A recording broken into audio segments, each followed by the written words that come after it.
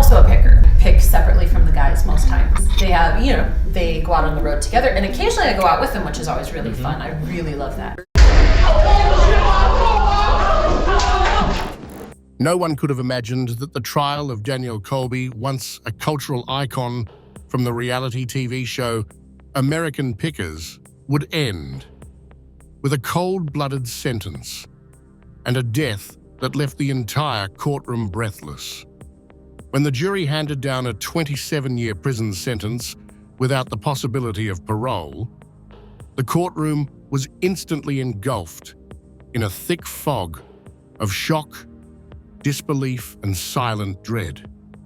Danielle did not protest. She simply stared blankly into the distance, then suddenly collapsed onto the cold marble floor beneath the witness stand as panicked screams erupted from attorneys and emergency personnel. Danielle Colby, the woman once hailed as the rebellious soul of American Pickers, died right there in court, mere seconds after her fate was sealed. She didn't die from the sentence itself. She died from the final collapse of her spirit. After months spent under unbearable pressure from the media, the weight of federal indictments and the quiet betrayal of those who once stood beside her. From a woman who once defied every convention, artist, entrepreneur, cultural force, Danielle Colby became a tragic symbol of the downfall of a once glorious empire.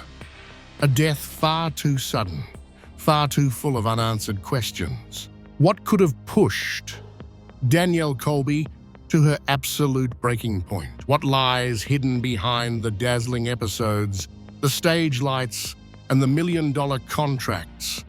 And are there still others within the American Pickers legacy who are holding on to secrets too dark to tell? In the episodes that follow, every layer of truth will be stripped away, from financial fraud and covert personal profiteering to a past never revealed, still buried deep by those who swore to keep it hidden. 1. Criminal network from reality TV to a fatal sentence behind bars. Danielle Colby, once known for her vibrant, provocative, and free-spirited presence on the hit reality series American Pickers, has left this world forever in a packed courtroom, where she heard the very sentence that sealed her fate. To the media and her fans, Danielle was the embodiment of an independent artistic woman, a cultural icon in the gritty world of antiques across America. But after today, no one refers to her as a television personality anymore, only as the central figure in a federal criminal case that shook the nation. It all began with covert investigations into undocumented antiques traded across state lines, and eventually linking to an international money laundering ring tied to underground networks in Europe and South America. The operation was funneled through an unassuming front, an art and collectibles shop, personally run by Danielle in Iowa. Behind the weathered paintings and vintage motorcycles lay a trove of illicit goods, from stolen archaeological artifacts to unreleased National Archive relics. As a respected figure in the collector community, Danielle didn't just beautify the items, she discreetly inflated their value into the hundreds of thousands of dollars, using art appraisal and as a sophisticated tool for laundering money. Several paintings were sold for up to $500,000 to private collectors in Switzerland, yet no legal trace of these transactions existed in any accounting system. According to court records, the FBI confirmed over 380 suspicious transactions over a 5-year span, with a combined estimated value nearing $90 million. Federal investigators had been silently tracking Danielle for over 4 years. The operation, codenamed Velvet Chain, a reference to a network of independent female artists used as facades for illegal dealings came to light when an anonymous whistleblower, reportedly a former co-star on American Pickers, provided audio recordings implicating Danielle in the legitimization of funds from narcotics and light weapons sales. GPS logs, encrypted messages, and testimony from arrested accomplices in Texas painted a radically different picture of the woman once adored by millions. In the final courtroom session, what was expected to end in a sentence instead ended in death. When the federal judge announced a life sentence without parole, Danielle sprang up from her seat, shouted something inaudible, and collapsed onto the courtroom floor seconds later. Security rushed in. Forensic medics stormed forward. But it was too late. Danielle died on the spot. The preliminary cause being an acute cerebral hemorrhage brought on by extreme stress, though an investigation into potential poisoning or self-administered substances is still ongoing. The courtroom fell into a heavy, stunned silence. Danielle's elderly mother collapsed in her chair, while her partner sobbed uncontrollably like a child. The final image of Danielle lying motionless under the cold courtroom lights, surrounded by agents and camera lenses, will forever remain etched in the memories of those who followed her journey from TV fame to international criminal infamy. The very objects she once rescued are now forensic evidence. The artistic photos she posed for are now sealed as part of an ongoing investigation. And the name Danielle Colby, once tied to creativity and liberation, now appears on the Justice Department's blacklist as a symbol of bitter downfall. News of Danielle Colby's sudden death spread through the media like wildfire. Major outlets like the New York Times, Variety, and even high-end art journals splashed headlines like "Antique Queen Falls in Shame from Reality Royalty to Courtroom Collapse." Social media split into two sides. One, mourning the fall of a once inspiring figure. The other, outraged, framing her as proof of how celebrity power corrupts when it escapes moral bounds. Frank Fritz, her former co-star, remained silent amid media inquiries, but an anonymous post allegedly from someone close to him hinted that Danielle once had a chance to walk away from the network, but chose to stay for greed. Mike Wolf, her longtime colleague and friend, acted unusually reserved. Some sources claimed he had received a subpoena to testify in a sealed hearing, suggesting Danielle's case may only be the tip of a much deeper iceberg. The FBI continues to restrict access to files under the Velvet Chain investigation. However, a Justice Department insider confirmed that Danielle's death does not close the case. In fact, it opens new pathways, especially in transactions reportedly tied to certain local politicians and global auction houses. At Danielle's former gallery in Davenport, the windows are now boarded up, and the once celebrated artwork she curated has been seized. No one refers to the place as an art destination anymore. They call it the prison of picture frames, the place where a woman built her throne and then brought it crashing down herself. 2. Death in the courtroom, the collapse. Named Danielle Colby, nestled in the heart of downtown Davenport, Iowa, antique archaeology was once considered an irreplaceable icon of television history. Thanks to the popular show American Pickers, where vintage relics were brought back to life by the hands of passionate collectors, the image of Danielle Colby, with her unruly curls, striking tattoos, and a smile that blended wildness with charm, was etched into the minds of millions of viewers across America. Yet that image shattered completely one day in March 2024 inside the Illinois federal court.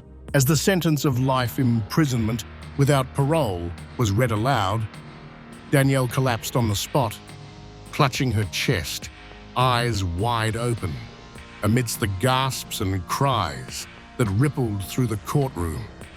She never stood up again. The media described the moment as a literal collapse. The woman who had once symbolized rebellion, freedom, and individuality died, just as the truth about a sprawling money laundering ring centered around her was finally exposed. Viewers who had followed her for over a decade couldn't fathom that behind the friendly greetings, vintage charm, and the celebration of Americana was a sophisticated, illegal financial network spanning at least 3 continents. Colby hadn't merely worked at a vintage store. She managed the ledgers, controlled the cash flow, and revalued obscure artifacts into million-dollar assets, all under the guise of a hit TV show. According to FBI records, Colby began showing signs of involvement in financial misconduct as early as 2017, right when the show entered its most commercially aggressive phase. As foot traffic to antique archaeology quadrupled and revenue soared, payments began flowing through ambiguous financial channels. In her role managing logistics and high-value deals, Colby established dozens of shell companies in Belize, Malta, and even Liechtenstein. Items that were found on the show were in fact sourced from unverifiable origins, then flipped at international auctions for several times their real worth. The veil began to lift in late 2023 when a shipment from Turkey included a religious painting lost since the 18th century. The artwork, originally catalogued by the Istanbul Museum, had appeared on a November episode of History Channel, casually introduced by Colby as an anonymous piece from a rural American church. The Turkish government immediately demanded an investigation, and within weeks, a cache of leaked internal documents revealed that hundreds of artifacts featured on the show had forged provenance. Faked invoices, doctored shipping papers, and anonymous bank accounts linked to the Colby Heritage Preservation Fund all began to emerge. Publicly, Colby remained composed. She continued to appear in 3 new episodes and even posted on social media, calling the allegations a political game. But behind the scenes, the FBI had embedded 3 undercover agents posing as customers, antique dealers, and journalists. One agent described Colby as unusually shrewd, unpredictable, and constantly speaking in metaphor. She often used phrases like blurred maps, reversed time mirrors, and numberless clocks, believed to be coded language for laundering operations. Eventually, a former close assistant turned whistleblower, providing encrypted emails and messages, in which Colby outlined plans to channel assets through a fake church in Brazil, using charitable fronts to convert the funds into cash. Courtroom audio revealed her discussing fraudulent appraisals for tax evasion negotiations with Russian intermediaries and coordinating crypto payments. In one recording that stunned the courtroom, Colby stated, "They see me as the soul of the show, but they don't know I rewrote the entire script." On the day of sentencing, the federal courthouse was packed. Dozens of reporters jostled for position outside from dawn, while some fans wore shirts with Colby's image holding signs of support. Once devoted viewers had gathered to either witness a fallen icon or demand answers for the betrayal of their trust. Inside, the tension was so thick that even a cough drew collective glances. The verdict was delivered in a heavy silence. As the word life echoed in the room, Colby closed her eyes, tightened her lips, and clasped her hands. Within seconds, she collapsed like a door slamming shut.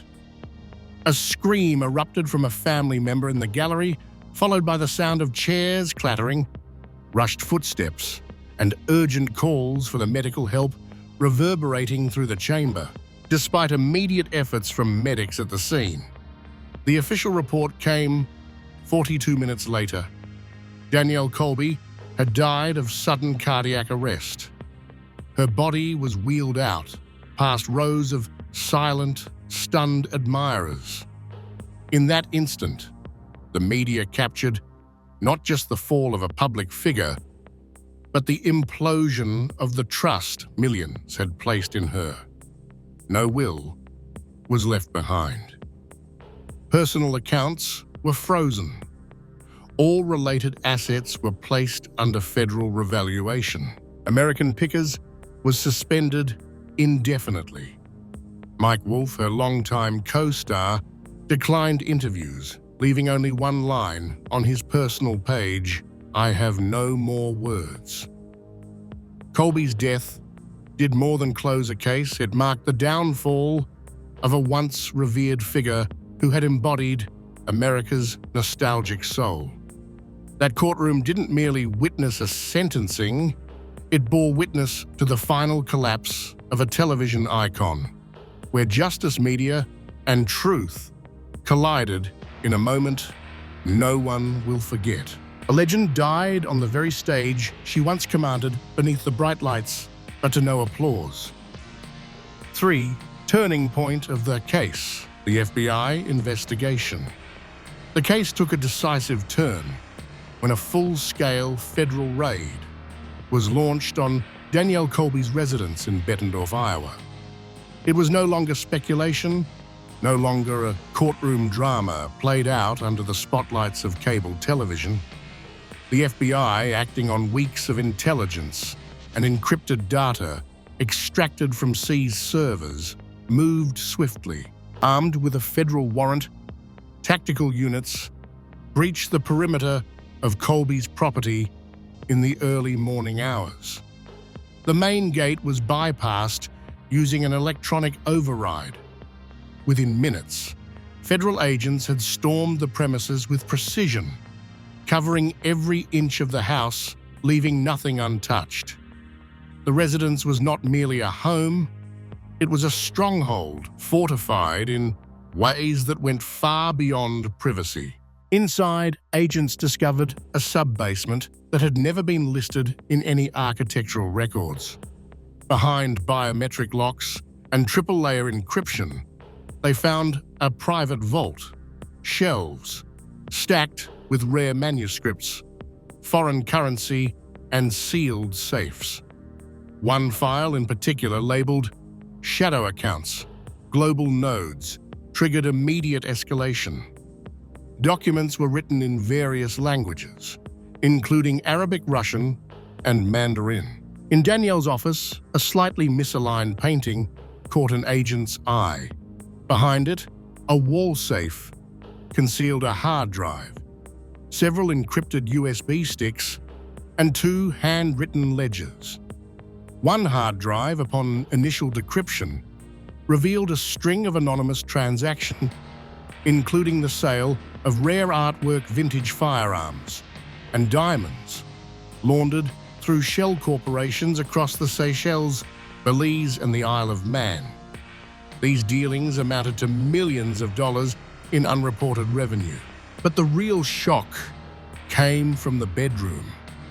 Behind a sliding panel in the closet wall, agents discovered a hollowed-out sculpture housing solid gold coins, some dating back to the Roman Empire, others matching records of missing museum artifacts from Austria and Poland.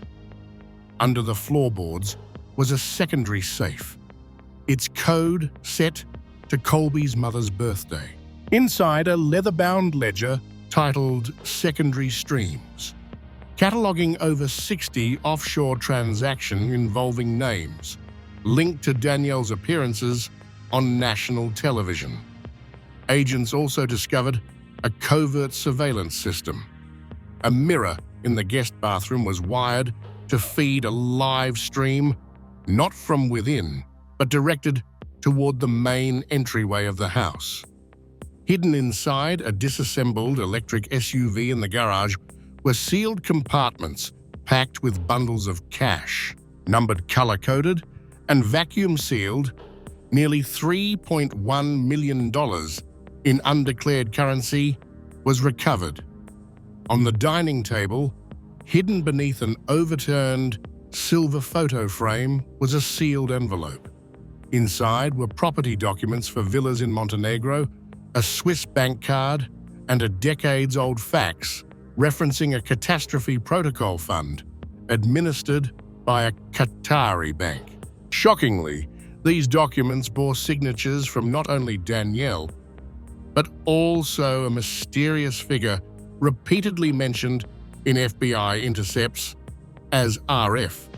In a locked drawer of Danielle's private library, agents found what looked like a philosophical journal. It was, in fact, a travelogue coded with symbols and aliases. She chronicled meetings with Russian investors in Cyprus, hush money payoffs in Paris, and high-stakes negotiations in Dubai.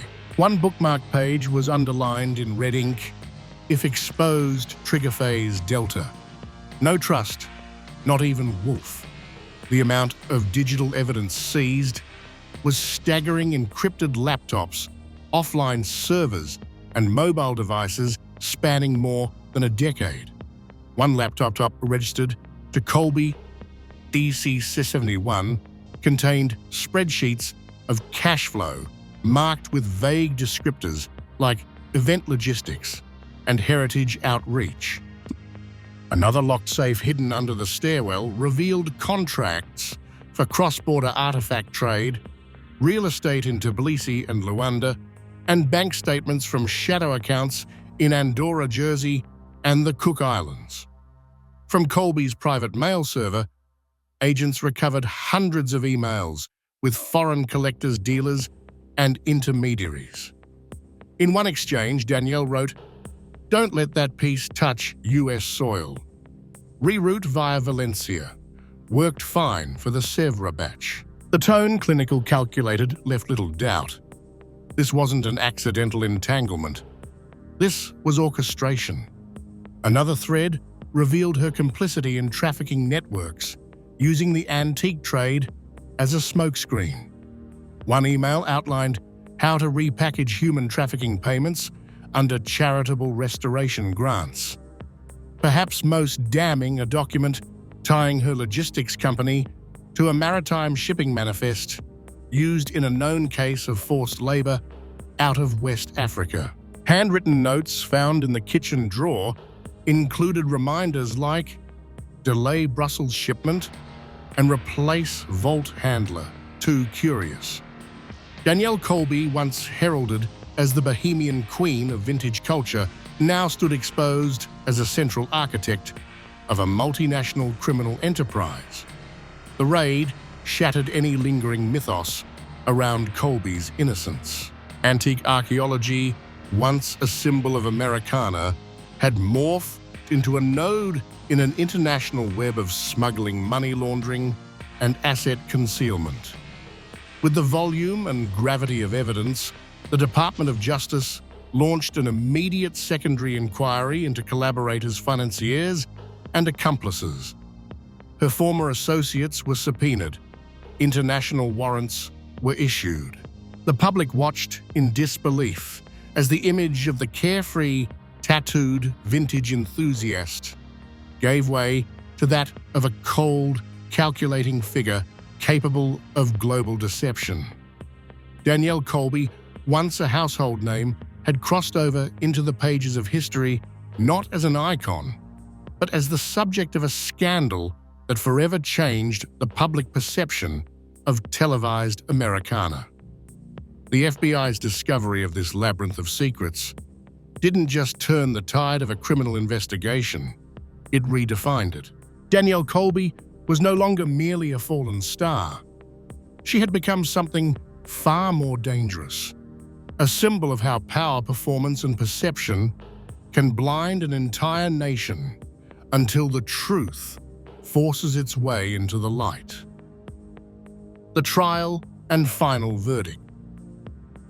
In early April 2025, Danielle Colby officially stood trial at the Illinois Federal Court, facing 19 serious criminal charges, including transnational money laundering, trafficking, and resale of illegal antiquities, financial fraud, concealment of stolen assets, complicity in human trafficking, and destruction of federal evidence.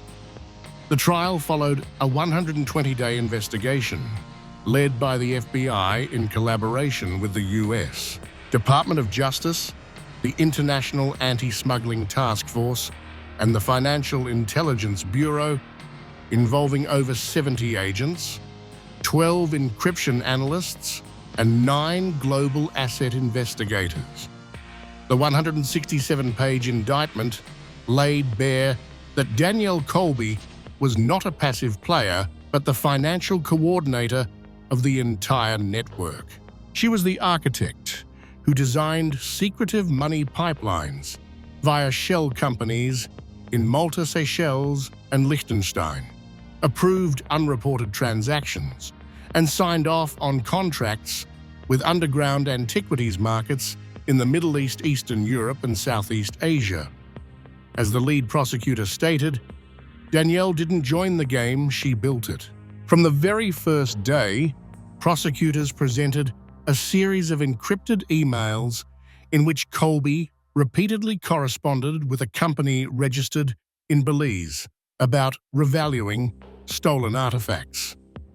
Audio recordings recovered from her private servers captured her negotiating prices with dealers in Istanbul and Beirut using euphemisms like blurred mirror and numberless painting to refer to items that had not yet been laundered into the legal market.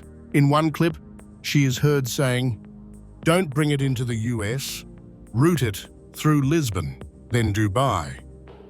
Over there, things fly without leaving a trace." Evidence pulled from Colby's personal hard drives revealed she had ordered the disabling of internal surveillance at antique archaeology during meetings with foreign confidential buyers. A financial document titled "Donations and Discounts" itemized $3.8 million allocated to silent operations. A former assistant testified that these funds were used to pay off individuals who had sold valuable items, but received only a fraction of their true worth. A hidden camera in the secondary warehouse of the Nashville location showed Colby instructing staff to wrap a shipment of 7 undocumented Greek statues. "Label them as gifts. No one looks too hard," she said coldly. The courtroom sat in stunned silence as the same woman once celebrated for her free-spirited personality now appeared as a calculated operator of illicit commerce. A voice memo from her phone was played. "For the Syrian lot, mark them as family heirlooms. If anything comes up, say they were passed down by grandparents." Digital data from her tablet showed she had executed more than 35 anonymous crypto transactions, totaling over $41 million, transferred through more than 20 wallets, many hosted on unregulated platforms in Africa and Eastern Europe.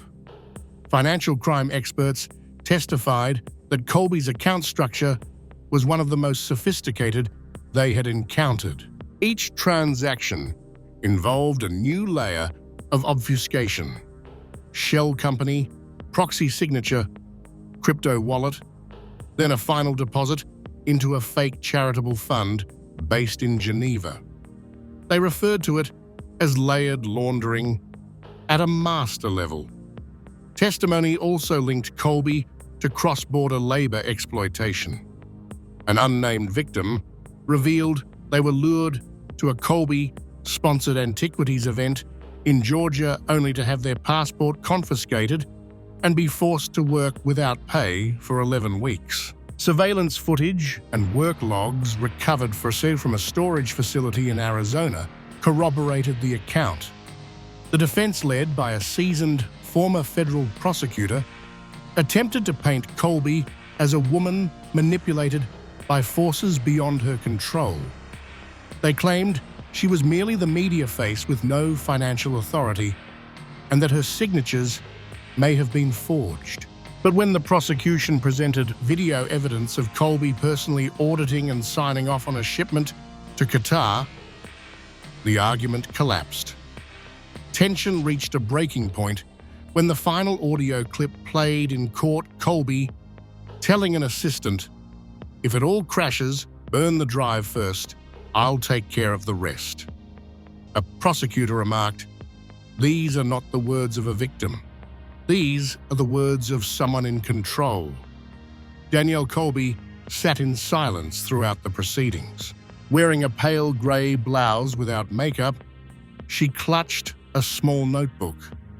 When granted the right to speak, she rose with a steady gaze. "I never thought it would go this far. I just wanted to protect the brand, protect the show. If that meant sacrifices, then I made them. But I didn't kill anyone. I didn't force anyone." Her tone lacked remorse, only detachment and pride. After deliberating for less than 3 hours, the jury returned with its verdict, guilty on all counts. The sentence, life imprisonment without parole. The courtroom fell into absolute silence. Colby leaned back, eyes closed, without a word. But as federal agents approached to handcuff her, she snapped, "No, you can't jail me for society's jealousy. I built legacy. I built art," she screamed, voice cracking. As 2 agents restrained her to the floor, she kept shouting, "Porn? Stars is me. You're killing culture."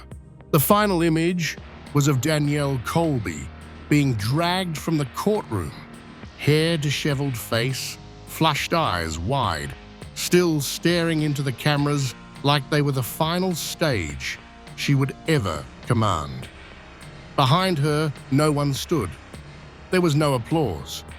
Danielle Colby, once a cultural icon of reality television, had now officially become a federal felon, and history would not remember her in the glow of neon or nostalgia, but in the ink of her sentence.